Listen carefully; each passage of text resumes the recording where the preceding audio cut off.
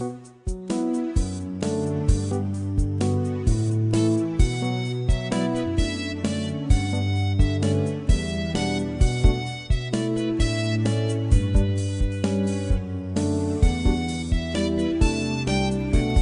last one was interesting. Apparently the islands had belonged to India until 2012 when it had succeeded to hold the LOD, liberty or death, the radical section of Nations Without States. Since then it was a known stronghold of separatists and bioregionalists from all over the world. This was news to me. At first I had been in favor of the raft builders, even though in 2020, with all the weird weather, even right-wing extremists voted against felling any trees anywhere, ever. But when I realized they would have to get a couple of thousand kilometers to the nearest land, I said next. Whatever the creation of our Supreme Court also led to the creation of an enforcer class who built little suites for themselves in the bleachers by tearing out the seats and using the pads with clothing from the pharmacy to make little curtained off apartments. Here these dominant monkey male types shacked up with women from aggressive cultures like Zulus and Russians and Colombians who like macho men.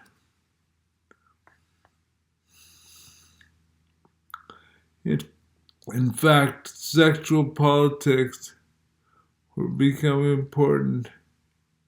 Also, as we finished the 3 weeks in captivity, the Fun Hut, as the mating suite were called, mating suites were called, was in constant use, as was the treehouse.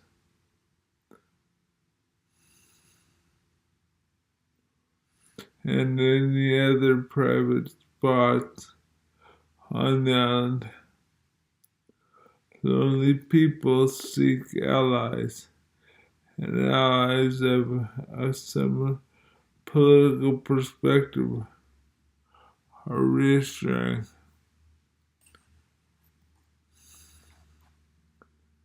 For example, the conservative status quo group in the House was led by the librarian from Boston, Martha Whiteley.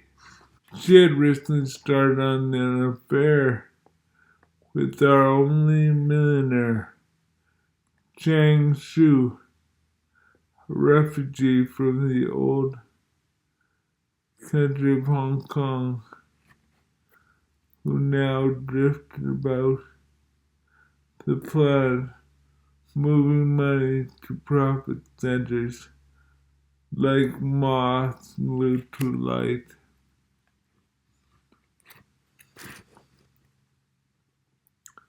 They're both employees of the big net, and had little time for what they saw as their captors' affiliation with fringe political agendas.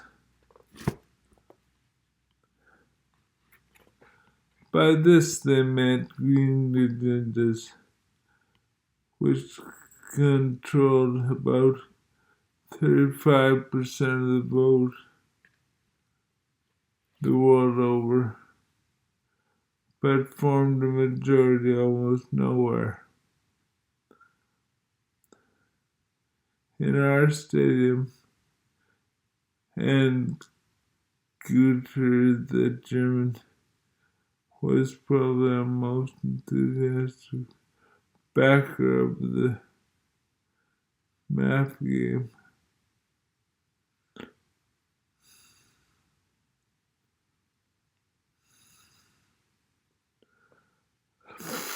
A global citizens' democracy meets for 1 month and spontaneously, without prodding from captors, draws the world in a computer without starvation, extinction, or any of the other nightmares that plague mankind today, he would say. It's brilliant. Some of us were sure he was a spy, planted by the captors. But with regard to the computer models, they were now quite incredible. The VR room allowed us to not just draw maps of communities, but then to walk and fly around in the new places. We're playing the global map game after dinner now, building factories to make electric cars, making the world desert bloom, populating new areas, and creating wildlife reserves in some areas presently full of people. At least half the people were there, aware that for the last 50 years our planet had been teetering on the brink of self-destruction. Were caught up with a sense of historic import in their actions.